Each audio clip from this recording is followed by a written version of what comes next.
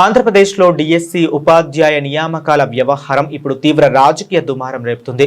రాష్ట్రంలో జరిగిన డిఎస్సి రిక్రూట్మెంట్లో భారీ అక్రమాలు జరిగాయంటూ వైఎస్ఆర్ కాంగ్రెస్ పార్టీ సీనియర్ నేత మాజీ మంత్రి పేర్ని నాని కూటమి ప్రభుత్వంపై విరుచుకుపడ్డారు. పవిత్రమైన ఉపాధ్యాయ ఉద్యోగాల భర్తీలో పాలకులే పెద్ద పాపాలకు ఒడిగట్టారంటూ ఆయన తీవ్ర స్థాయిలో ధ్వజమెత్తారు. డిఎస్సి అంటే ఏంటి? జిల్లా selection committee, district selection committee. మరి జిల్లా కలెక్టరేట్లో మీరు డిఎస్సి లిస్టులు పెట్టాలి కదా, మరి ఎక్కడ పెట్టారు? సెక్రటరియట్లో పెడతాం ఏంటి?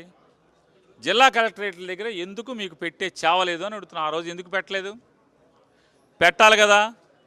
1:1 పిలిచి మెరిట్ వెరిఫికేషన్, మెరిట్ సర్టిఫికేట్లు వెరిఫై చేశారు. మెరిట్ సర్టిఫికేట్లు వెరిఫై చేసినోడికి ఉద్యోగాలు ఎందుకు ఇవ్వలేదు? స్పోర్ట్స్ కోటా ఎంత దిక్కుమాలిన కోట. మీరు జాతీయ స్థాయిలో పథకం పొందినోడికి, గోల్డ్ మెడల్ పొందినోడికి లేదా సిల్వర్ మెడల్ పొందినోడికి ఉద్యోగం ఇవ్వకుండా ఊరికే పాల్గొన్నోడికి మీరు ఉద్యోగాలు ఇచ్చారు.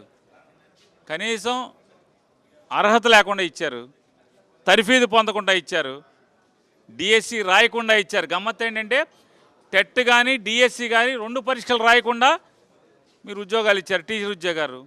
వీళ్ళు మళ్ళీ ఆటలు కాదంట, సైన్స్ చెప్తారంట, ఇంగ్లీష్ చెప్తారంట, సోషల్ స్టడీస్ చెప్తారంట, మ్యాథ్స్ చెప్తారంట, అన్ని భాషలు చెప్తారంట, అన్ని సబ్జెక్టులు చెప్తారంట.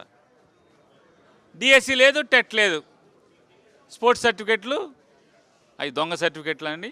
రుజువు చేయటానికి ఛాలెంజ్ చేస్తున్నాం. ఇప్పటికి 100 సార్లు ఛాలెంజ్ చేసాం. పిల్లలు ఛాలెంజ్ చేశారు. కోర్టు గురించి మాట్లాడుతున్నాం. 150 కేసులు వేశారు, పొడి చేశామని. మరి కోర్టు స్పోర్ట్స్ కోటాను విచారణ చేయమంది కదా, రాజీనామా చేయి. సిగ్గుంటే రాజీనామా చేయాలి కదా. కోర్టు విచారణకు ఆదేశించింది కదా. నిన్న డప్పాలు కొట్టావు కదా, కోర్టు ఆపలేదు, ముందుకెళ్ళమంది అని. మరి కోర్టు విచారణ చేయమని ఇచ్చింది కదా. స్పోర్ట్స్ కోటాలో రిక్రూట్మెంట్ మొత్తాన్ని విచారణ చేయమని చెప్పింది కదా. నవ్వుతాడు కదా ఎవడన్నా. మరి మీరు ఇచ్చిన స్పోర్ట్స్ కోటా రిక్రూట్మెంట్ ఇచ్చినటువంటి జీవోని డిఎస్సి పరీక్షల ముందు 19వ తారీఖు ఎందుకు ఇచ్చారు? డిఎస్సి పరీక్షలు పూర్తయిపోయి రిక్రూట్మెంట్ పూర్తవగానే ఎందుకు ఆ జీవోని మళ్ళీ మార్చారు? ఎందుకు మార్చారు? డొల్లతనం అది కాదా? తప్పుడుతనం అది కాదా? మీరు డబుల్ ఇంజిన్ అన్నారు కదా. ఢిల్లీలో విద్యాశాఖ మంత్రి జెన్జీ ఉద్యమంతో, కాక్రోచ్ ఉద్యమంతో మరి రాజీనామా చేశాడు కదా. మరి నువ్వు కూడా రాజీనామా చేయాలి కదా. రాజీనామా నీకు చావు ఉంటే, నిజంగా నీలో నిజాయితీ ఉంటే, ఇంత అవినీతి ఆరోపణలు ఎదుర్కొంటున్నటువంటి విద్యాశాఖ మంత్రిగా మీరు తప్పుకోండి. తప్పుకుని ఎవడికోడికి ఇవ్వండి. ఆశపడుతున్నాడు కదా ఆయన. ఎవరు నాకు మంత్రి ఇవ్వలేదని చెప్పని కంగారు పడుతున్నాడు, లేదా ఆశపడుతున్నాడా? నాకు ఇస్తే బాగుండని కానీ మిమ్మల్ని అడుగుతున్నాడు కదా. బోండా ఉమా గారు ఉన్నాడు కదా, ఇవ్వు, పోయిందే ఉంది.